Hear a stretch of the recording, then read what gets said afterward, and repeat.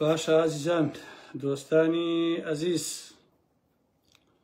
هیوادارم کە زۆر باش بن وڵایتە نازانم ئەوە سێوەزاکە بەخۆشی بکەین کە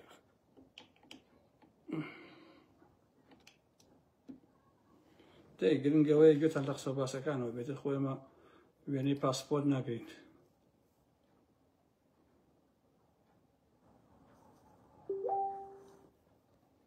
کوردستان کاول بووە جا چی بکەین کاکە مێڵن کاول بێ بە قوربان مێڵن کاکەژێ ئەوە نابێ خۆ برای شیرین چۆن کوڕەکان باش شکر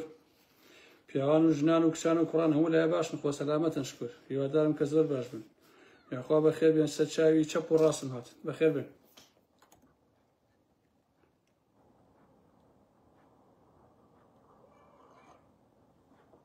تۆزەقەتان بۆ کەمەم شەو کە بزانین چیمان بێ ئەقڵایەت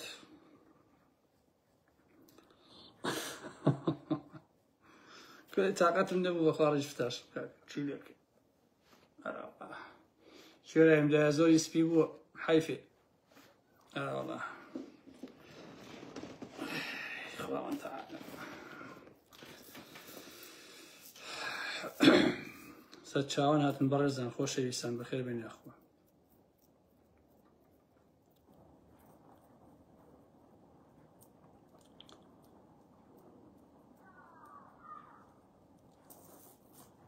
هەموو شتێ باشە شیە تەلەفۆنەکە لەم کاتەیە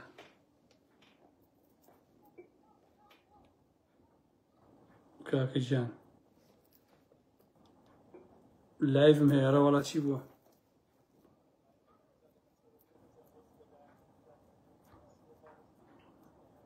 دوای لایڤەکە تەلەفۆنە بۆکەمە باش پیر مەشە یا بۆم بنووسە تای باش بۆم بنووسە دوای سەیرەکەم باشە بەساقم هەراوم بۆ بنووسە دوای خۆم سەیرەکەم دوای قوربانی شومە چاچ خۆشەویستان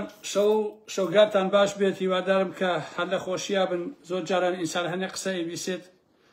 کە قسەی ئەو کەسە پێشەوانەی ڕابردووە ئەگەر قسە نەکات بەڕاستی ناخۆشە هەموو شتان ئوستوبی من ئەزان کە هەر کەسە بێ ئەوە بزانێ لای من ڕەخنە ڕەحمی نییە لە واقعە و لای من ڕەخنە دۆسایەتی دوژمنایەتیش نازانێت لەبەر خاتری خاتران و ئەوانەیش ڕەخنەکانی خۆم کەم ناکەمەوە بەرامبەر بە براکەی خۆم ڕەخنە بگرم ئەگەر بۆم بکرێ ئێس کێشکێنم و ڕەحمی پێ ناکەم بەڕاستی من باوەڕم بە ڕەخنەی ڕوخێنەر و هین نییە بنیادنەر نییە ئەوە ئەحمەقیەتەوە دەسەڵاتێکی فاشست و دیکتاتۆر و ستەمکار لەسەر حکوم بێ تۆ بڵێ وەڵام من ڕەخنەیەکی لێگرم کە ڕەخنەیەکی بنیادنەر بێ یعنی من خۆم بێم دابنیشم یەک دەسەڵاتی ئاوا فاشست بۆ نمونە بنیاد بنێم بۆیە ڕەخنەی من بەرامبەر بۆ مێشکانەیە کەماڵیان لە شوشەیە و توندم بەڕاستی لە بەرامبەر ئەوەیە چونکە من پێم وایە کە لەسەر حەقم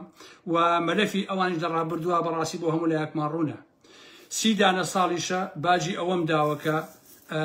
ئاوارەی دەستی ئەو دوو حیزبە شێوی و پیاوەکانیان بووم لەبەرەوەی کە مافی خۆمە بۆ پەڕی توندی و بۆ پەڕی ئازادیەوە قسەکانی خۆم بکەم و ئەو ئازادیش خۆم بەدەستم هێناوە هیچ کەسێ خێری پێ نەکردم و ڕەحمی پێ نەکردم لە واقعە و منەتیشم بە کەس نییە و باجی ئەوەیشم بە گیان و ژیان و بە هەموو شەکانم داوە جا ئازیزانی یارام ئەحمەد لێرەوە دەچمە سەر قسەکەی مەلا بەختیار و کە دوێنێ کردی لەو شوێنی سەیرکردنی کتێب و ئەلەم بابەتانە جا تۆ سەیری ئەو دنیا سەخیفەی ئێمە بکەن ئازیزان چەندە ناخۆشە و چەندە بێمانایە باشە سەرەتا بەر لەوێ بڕۆمە ناو باسەکەی مەلا بەختیار و ئەوانە کابرایەکی هەرچی و پەرچی دژە کورد فاشست کورد کوش هاتۆتە هەولێر باشە پارێزگارەکەی و پارتی کۆمەڵێ لە هەرە پیا و لە ژنە هەلوکەکانیان کۆ کردوتەوە و دەوریان داون و پرسیار لەم کابرایەکەن ئارینیش هەیە کە خاوەنی تیڤیەکە کوڕەکەی مەسعود بازانی ئێسایش ڕەنگە دۆشەکەکەی زووی بۆنی میزی لێبێ لەو تەلەڤیزیۆنەوە بڵاویان کردبووە کە ئەڵێن چی خۆشەویستان ئەڵێن کوڕە قۆزەکە واتە ئەم بوراک ئۆلجیفە چییە؟ ئایا تۆ پێت خۆشە لەگەڵ ئەوە وێنە بگری؟ من لێرەوە بۆ کەناڵە ئەڵێم ئێمە وێنە لەگەڵ ئەو دوژمنە فاشی تورک ناگرین. ئێوە بڕۆن ڕێزم بۆ ئەم خۆشەویستانێکی گوێیان لێمە حەزەکەی پورتان بنێرن با وێنەی لەگەڵا بگرن، حەزەکەی چیتان هەیە هەمووی بخەنە ژووی نووسنەکەیەوە، چونکە ئێوە دەمێکە ئێوە بەرامبەر بە گەلەکەی خۆمان لوتان لە ئاسمانە، بەڵام لە بەرامبەر خوێڕلێکی فاشیست داعشکرا هێنە سەر چۆک. ئەوە بە درێژایی ئەو مێژووە کەلتوری پارتی و بنەماڵی بازارەی پیاوەکانی بووە. هەمیشە لە بەرامبەر کودا قارەمانن باشە، بەڵام لە بەرامبەر جەندرمێشی تورکا، لە بەرامبەر پاسدارێکا، لە بەرامبەر پیاوەکانی سیوێکی ئابا، هەر هەموو ئەمانە ئاوا بە چۆکە هاتن و لەسەر ئەژنۆ ئەوەستا. هەر بۆیە من زۆر جاوتمە پارتیەکان ئەیانەوێ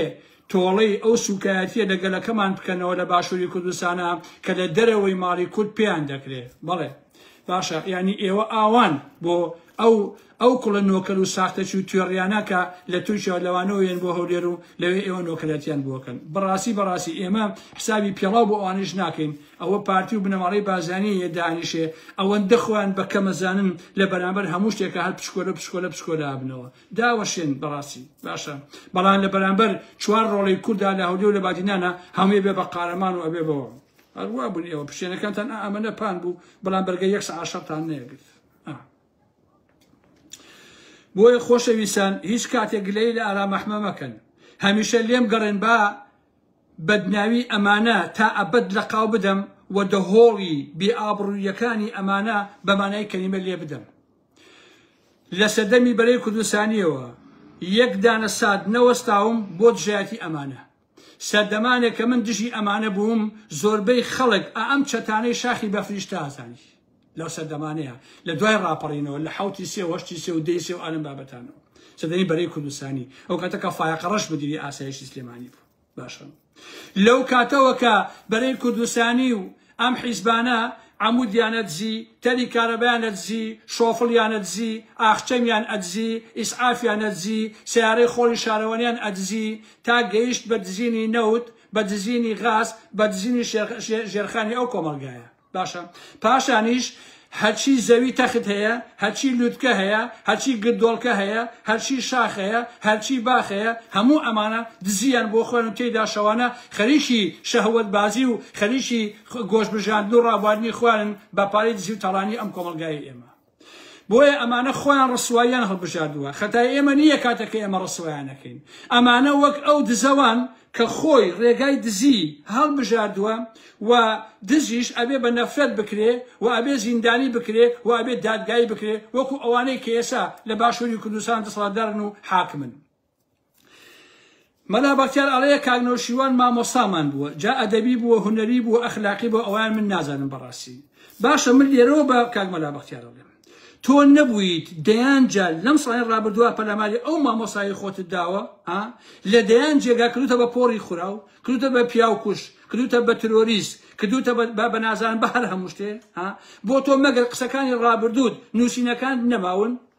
ئەی تۆ چۆن ئەم هەموو ساڵە پەرلەمانی مامۆساکەی خۆتت داوە کە گویا مامۆسای ئەدەبی ئێوە بەسە باسی ئەدەبەکەشتان بۆکەم وردە هەر بەڕاستی کاکە من نازانم تۆ چ مەخلوقێکی ئەی هاوار، تۆ چۆن ئەتوانی ئەوەندە نیسک بی نیسک، تۆ چۆن ئەتوانی ئەوەندە لەبلەبان بیت، ئەوەندە ساختە بی، ئەوەندە دەبڵمڕاڵ بیت، تۆ چیت کاکە؟ ئەرێ تۆ چۆن تەجروبە لەم هەموو ساڵی تەمەنی خۆ ناکەی؟ ئەی هاوار ئێوە تەمەنتان ڕۆیشتووە هەر نەتانتوانی ببن بە پیاو، هەر نەتانتوانی ببن بە مرۆڤ.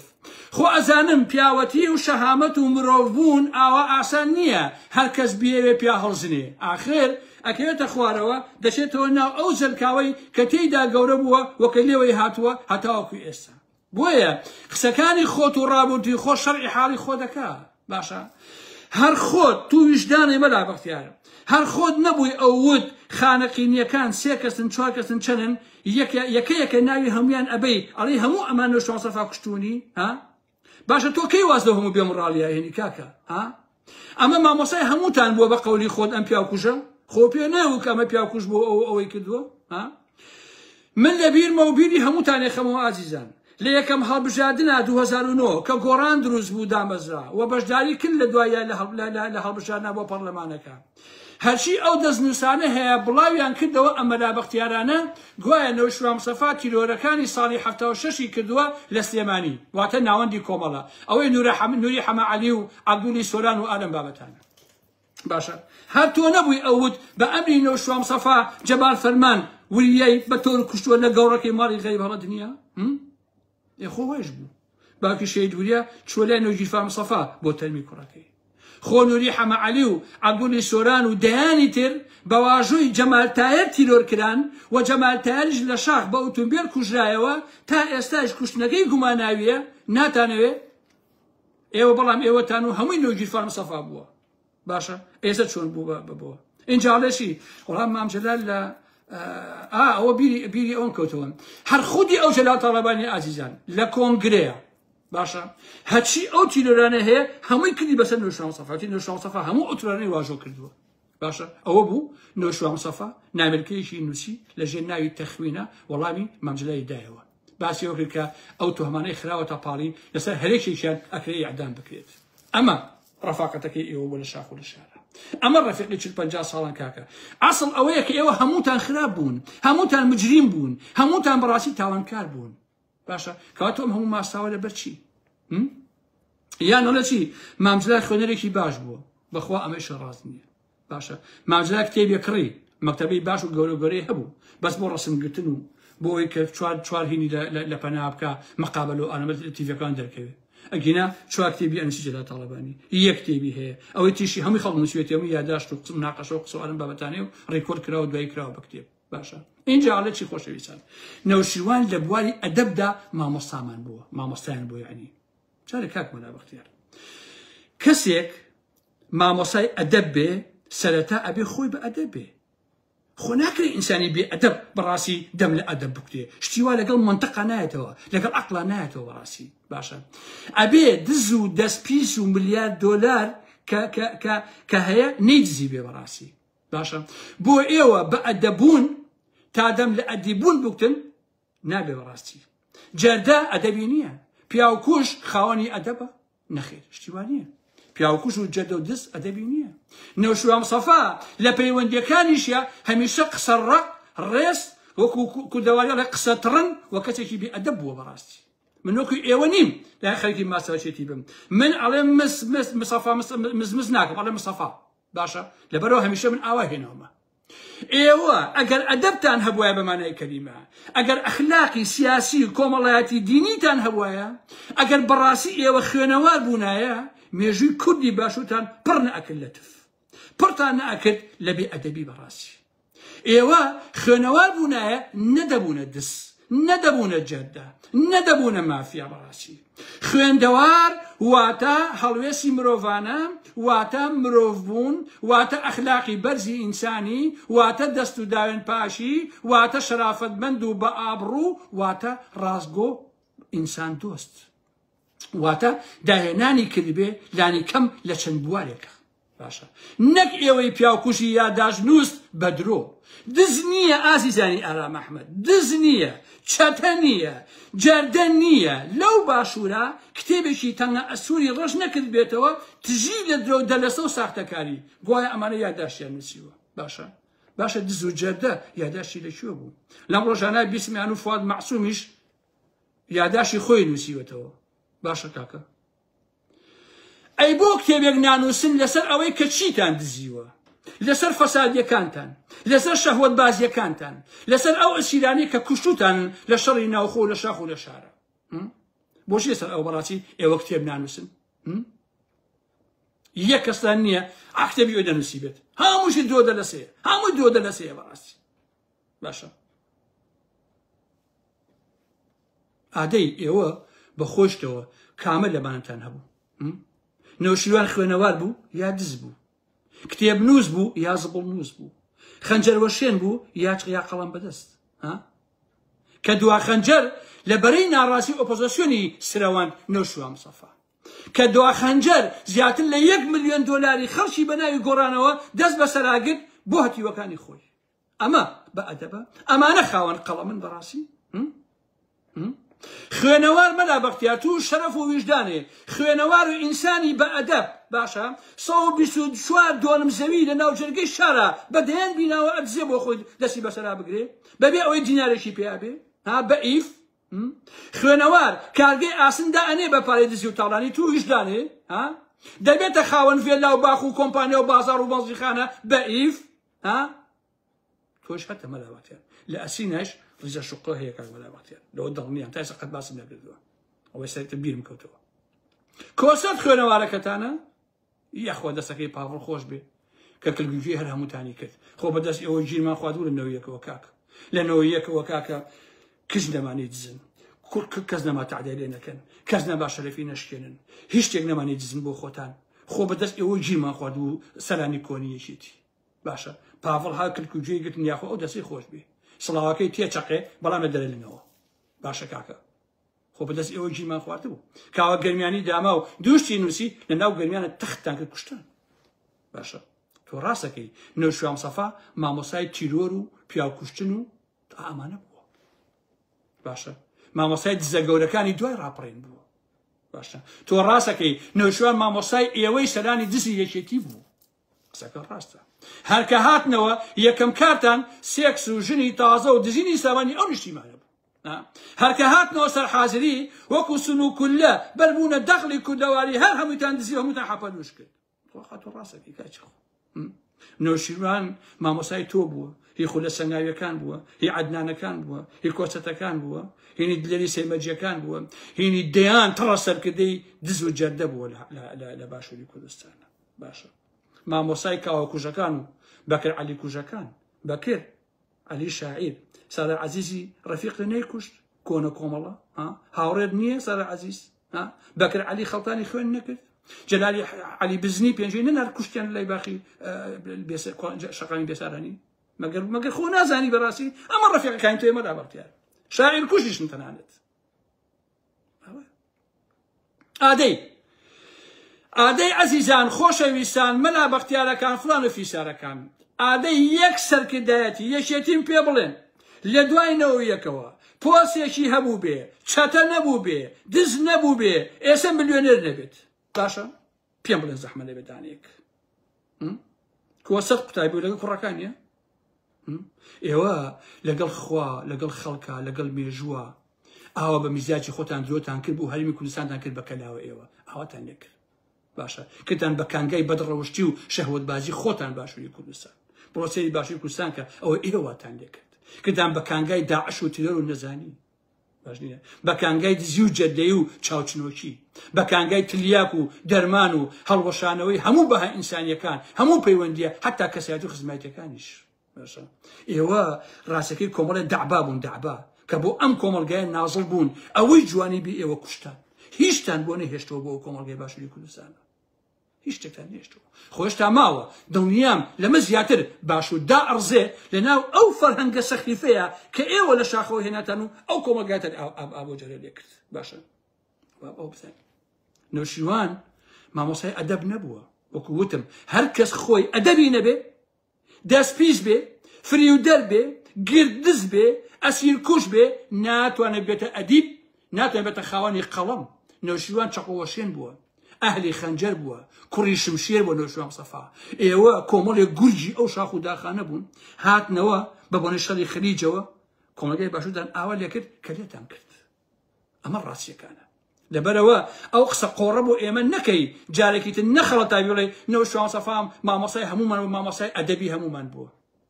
باش نییە عەدنان موفتی ئەڵێ شی ئەڵێ هەمووی دز بووە هەر کەسێ لە دوای نەوەیەکەوە پۆسی بەڵای هەبوو بێ نوری چاوی ئارام مەحموود بێ دز بووە تەواو پێویست بۆ ناگە کاکە ئەسڵەن باشترین ڕێکخراوە کە کۆمەڵەی ڕەشدەران بوو سەرانی کۆمەڵە زۆربەی هەرە زۆری پۆسێ بوو هەمووی دز دەرچوو کاکە یەکە ناوی هەرمیان بەرە هەمووی دز دەرچوو کاکە مەلا بەختیار کەشیسە دانیشتیڵە نەوشەسە مامۆسای ئەدەبی ئێمە بووە جا بۆ ئەدەبتان تیا بووە کاک مەلا بەختیار بۆ ئێوە ئەخلاقتان تیا بووە بەڕاستی کاکە خەتیە بوو تۆ کەر نەما لەو شاخ و داخە نەیجێن هاتیشنەوە کەس نەما ئێوە لە باشووری کوردستانە نەیکەن بە مۆدێل و دوو لە ڕێژەما عەرشە و ئەوەی لەگەڵا نەکەن چۆنتان لەو ڕێباسی ئەدەبەکەن کاکەم ئەدەبی چی کورە کتێبەکانی ئێوە حەقە میزی پیا بکرێ بە کتێبەکانتانە ئەوە کتێبەکانتانە هەمووی باسی تاوان و باسی خیانەت و باسی کوردکوشتن و شەڕی ناوخۆ ئالەم بابەتانەیە خۆ هیچی چیکەتان پێ نییە ئێوە نە فکرتان پێیە نە معریفەتان پێیە هیچتان پێ نییە ئێوە بەڕاستی باشێ بەس هاتوون کەمینەکەماندانا لەکانی ژنان دەعوتەکەمان کرد پارتیەکان هاتن کوشتمان شێرکۆشی عەلی وای لێ هات جەمالی عەلی باپیر وابوو کەمینەکەماندانا وا کوشتی ئەو وای کرد ئەوای کرد بەس ئێوە کوشتوتانە خۆ کاکە بەس کتێبەکانی خۆتان ئەوەی کە ئێوە نووسیدانە بە ناوی داشتەوە ئەگەر لیژنەیەکە بێ لەسەری دەسەڵاتێکە بێ ئێوە هەمووتان بێ لەسەردارە بدنێن بە لەسەر قسەکانی خۆتان کاکە لەسەر قسەکانی خۆتان ئێوە چیتان نەکردو کاکە ئێوە کە هاتنەوەنەوە یەک نزیکەی 400 ژنتان کوشت لەسەر مەسایلی ئەخلاقی لە دواییشە خۆتان ئەخلاقیەکەتان زۆر جوان بوو لە باشووری کوردستانە یا فەردن عەبدولقاهرەکان زۆر جوان بوو زەحمەت نەبێ باش نییە هەر یەکەتان کشێکی گەشتان خستە قەڵادۆشکانی خۆتان بۆ ڕابواردن و بۆ ئالەم بابەتانە باش نییە کەچی کە هاتیشنەوە بۆ هەرێمی کوردستان بۆ سلێمانی لە ساڵی 90 ئەچونش کچوژنتانە کوشت وەڵا ئەمانە بەعسی بوون باشە خۆشتان لە هەموو بەعسیەکان پیستر بوون ئێوە لە باشووری کوردستانە بەڕاستی ئەوەی کە بەعسی ڕەسەنەکان پێیان نەکرا کاک مەلا بەختیار ئێوە لە باشووری کوردستانە کردتان بەڕاستی یەک شوێن نەما ئێوە داگیری نەکەن لەو باشووری کوردستانەیە باشە من تەحەدا ئەکەم یەک بەعسی یەک ئەمن لە هەولێر لە سلێمانی لە بادینان نەیتوانی 100 مەتر عەزب بکە بە ناوی خۆیەوە کە لە بەسا و بەغا و ئالەم بابەتانەوە ئاهات باشە بەڵام ئێوە گرد نەمانێکن بە ناوی خۆتانەوە باخ نەمانێکن بە ناوی خۆتانەوە هیچ شتێک نەما ئێوە نەیدزن بەڕاستی وەکەوەی ئەم کوردستانە تاڵانی بێ مڵکی دایکتان بێ مارەی دایکتان بێ هاتن هەمووتان تاجیر کرد بەڕاستی ئەوەشی قسەیەکی وەکو ئێوەمانان ڕاوتاننا یا وەکو کاوە گەرمیانی و وەکو سۆرانی مامە حەمە و وەکو سەدەر عوسمان کە پارتی کوشتی ئاوا هەمووتان تۆر کرد و ئاواتان لێکردن بەڕاستی باشە فەید ئەسەدی بێمەلەف نییە فەید ئەسەدیش ئەگەر پیاوێکی عاقڵ و محتەرەم وایە یەکێتی نابوو ئەگەر شەریف وایە کە ئیزانی حیزبەکەی دزە وازی لە یەکێتی هێنا کاتی خۆی کشتیوان نییە هەر کەسێ لەگەڵ ئەوانە ڕۆیشت بێ هەتاوەکو ئێستا بەشی خۆی دزی کردووە بابا بەشی خۆی خواردووە بەڕاستی ئەگەنا پیاو بێ بێدەنگ بێ کاکە بۆچی وازانی ئێمە نەمانتوانین بن بە یەکێتی یا بن بە پارتی لە ساڵی 92 93 94 95 ئەلەم بابەتانە نەمانەتوانی عەزیزان نەمەتوانین تەلەڤیزیۆنێکە بۆ خۆم کارکەم و هەر هاژەم بێ بۆ نمونە نەمەتوانین بم بە قەرەمانی شەڕی ناوخۆ لە میدیایە هەر هاوارکەم دژی بنەماڵەی بازانی لە میدیاکانی یەکێتیەوە خۆم توانی کاکە باشە بەڵام ئەخلاقم ڕێگەی پێناوە باش نییە جەبار فەرمان یەکێکە لەو ئینسانە هەر فاسد و بێشەرەفانە ئەم شەوی لە هەموو شتێکی ناخۆشی بە جەبار فەرمان باش نییە کە بوو بەهۆی کوشتنی جوانە و مەهاباد کە سالار کێمزەلی هەردوو خوشەکەی کوشت سالە مزەلی خۆ لە بیرمان باوە کاک ئەوە مەهاباد موەزەب بوو لە دایرەی ماومجایی لە سلێمانی باشە جەبار فەرمان لە ڕێگەی ئەم سالە مزەلیەوە ئەی برد باش نییە لە دوایشە کوشتی کە جوانەی کە خوشەکەشی زانی مەهاباتی بخۆشی ئەوان کوشتیانە ئەویشیان کوشت دەچێتی لە دوایشە گیرە مامجرا سوڵحی بۆ کرد بۆ سالە مزەلی باش ئەوش ئوسلوبی جەلال تاڵەبانی بوو بەڵێ سالە مزەلی ئەو دوو کچیان کوشت لەبەرەوەی جەبار فەرمان بەس خەریکی ژن و ئافەت بوو بەڕاستی ئەوەندە فاسد بوو باشە بۆیە خوا ئێستا خواخەر ڕسوای کرد و ئەوەش حاڵی کچەکەی دیکەی بینن بەڕاستی هەست ناکەم بچمەوە مۆزوعان وەکوان بێشەرەف نیم باشە کاکە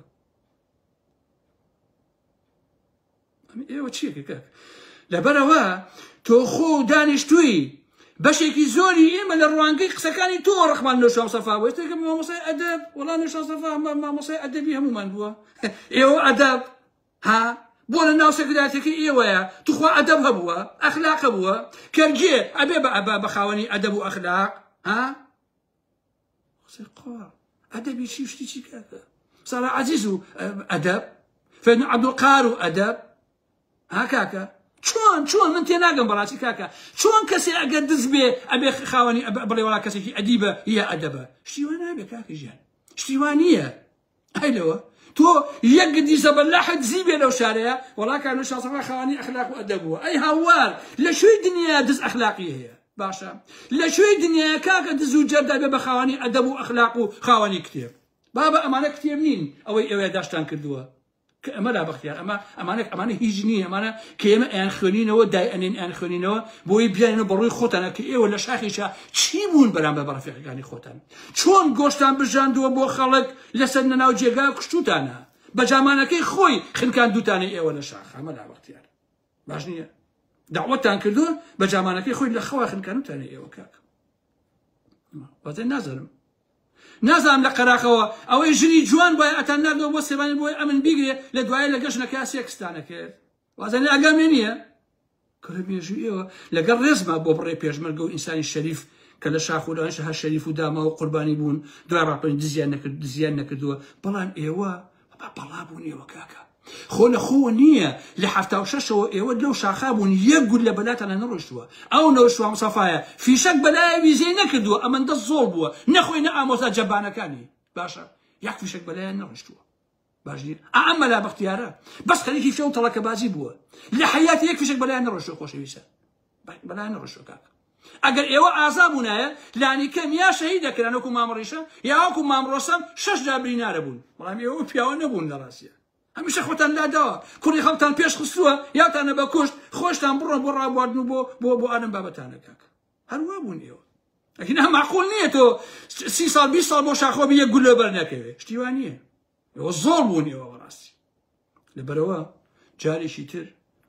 ئەو قسە قۆڕانە نەکەیتەوە دانیشە بە دەردی خۆتەوە تیکێ نانێ بردووە بڕۆ بۆ خۆ بیخۆرە سەری بژی ئێوە دۆڕانتان ئێوە کۆتایتان پێ هاتووە مێژووی ئێمە ئێوە پیستان کرد ئێوە لەگەڵ بنەماڵەی بازانیە باش نییە لە ساڵی 91ەوە هەتاوەکو ئەم سەردەمی ئەم 3-4 ساڵی بەر لە ئێستا ئێوە دار و بەردی یەکێتی و دەسەڵاتدار بوون لە باشووری کوردستانە جگە لە دزی یەک شتان نەکرد بۆ کۆمەڵگای ئێمە ئیتە قسەی قۆڕ نەکەن تازە ئێوە نابنەوە بە هیچ ئێوە ئیمتیحانی خۆتان داوە لەنەوە یەکەوە تا کۆنگرەی 4 بوو چێ بوو ئەمریکا هاوسەرۆک هات لاوری شەرنەگی و پاڤڵ تاڵەبانی هەتا ئەو کاتە ئێوە کورفی کورد بوون لە باشووری کوردستانە کورفی کورد بوون ئێوە سەرۆکی حکومەت بوون جێگی سەرۆکی حکومەت بوون سەرۆکی پەرلەمان هەموو شتێ ئێوە بووە جگە لە کۆمەڵگایەکی غەرقی فەساد و بێڕەوەشتی هیچتان تەسلیمی ئێمە نەکردووە هەمووشتان تاوانبارن بەڕاستی هەمووتان مجریمن لە حقیقەتە یەک کەستان نییە لەم هاوکێشەیە مجریم و ساختەنە و دز نەبوو بێ بەڕاستی تەواو کورد و کرمانچی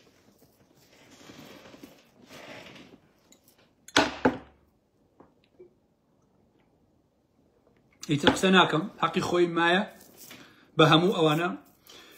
باوەڕیان پێ نەکەن خۆشەویستان جا ئەمێسا و قسانەکەن بۆچی ڕەنگە بیانەوێ بڵێن کاکەم بەشکەم حیزبێکی کەشتێکی کە دروستکەین کورەکە کە لە ئاخری پیریە دەست بەرێ بۆ نازانم لە جاتی کەوچ شتێکی کرا بە دەمیە بە قوربانم ئێوە تەواو بوون تازە ئێوە لەنەوە یەکەوە هاتنەوە بۆ باشووری کوردستان تەسەر حازری چیتان کرد بەس بڕۆ باغ بەرە بۆ خۆ گرد بەرە بۆ خۆ شاخ بەرە بۆ خۆت باشە بڕۆ بدزە بڕۆ پارە پێیاکە هی هەموو ئەوەش زۆڵن ئازیزان یەکشت بە ناوی خۆیانەوە نییە هەمی بە ناوی خەڵکەوەیە باشە دانەیەک هەیە کێ ئەڵمانی ئاسۆ ئەڵمانی وایهنەوە جا ئاسۆ ئەڵمانی بەعسیش بوو بۆشە زەید لە سیوێکی ئابا بەعس گرتی لە دوایە هەوێکەی لە میلیۆنی کراسەکەی بوو هەوەی بەعس کە پێیان زانی ژمارەی هەبوو ڕێک ئازادیان کرد ئێستا لەو کۆڵنەیە ڕەنگە بایی 50 ملیۆن دلاری هەبێ کە ژنی ئێرانی هەیە و ژنێکی تریشی هەیە و دوای ئەوەش کوڕ و کشوشی لەوێ لە کۆڵ ناخۆشەویستە ئێستا ڕەنگە بایی $10,000 بەس شتی هەبێ لە کۆڵنا ئەو ئاسۆ ئەڵمانیە ئێوە چی بە ئێوە بڵم کاکەی هاوار کوڕ ئێوە سون و کولە بوون بابێ ئێوە هیچ ئەخلاقەتێکتان نییە کاکە وەڵڵا هەر حرەکەتێک لەو کۆنانی تیابێ ئەبێ هەتێ هەڵێ ئەو حرەکەتە بەڕاستی تازە بە تازە خەڵک بێ دوای ئێوەکەوێ جیلەکانی ئەمڕۆ بێ دوای ئەم هەموو دزوو دروست نەکەوێ کە لە شاسەکانەوە ئێوە خوێنی ئەمیرێتە ئەڕێژن لە دوایش ئەمە نەتیجەکەی بوو ئەوە تا تیڤی ئاڤای هەیە کوڕی مەسعود بازانی باشە کوڕی مەسعود بازانی تیڤی لەکوێ بوو زەحمەت نەبێ لەکوێ بوو باوکی بەکرێکاری بۆ پێیا کردووە مەسعود بازانی کوڕینێ چیر گەورەترین دز و مافیا باوکی بەکرێکاری بۆ پێیا کردووە بۆ ئێوە ئەدەب و ئەخلاقتان هەبووە وەکو پارتی وێشێتی قەسەم بەخوانیتان بوو قەسەم بەخوا ئەو ڕۆژەی کە ئەخلاق و شەرەف و ئابڕوو بەش کرا سەرانی پارتی وێشێتی لە سەرکانی بوون هەلوێ نەبوون کە ئەخلاق و شیان بەرکەوێکی تۆزیان بەگوێ تۆزێ بەڕاست دەیخواتان لەگەڵ ئازیزانی ئاغا محەممەد حرمەتم بۆتان هەیە هیوادارم کە هەمیشە سەرحاڵ و باش بن ڕێز و حرمەت خۆشەویستی بۆ ئێوە زیندە باد ئارام ئەحمەد بۆ ڕسواکردنی هەشی دز و جەردە و گەنەخۆر هەیە لە باشووری کوردستانە بەخواتان ئەسپێرم ئازیزانی ئاغا محەممەد خواتان لەگەڵ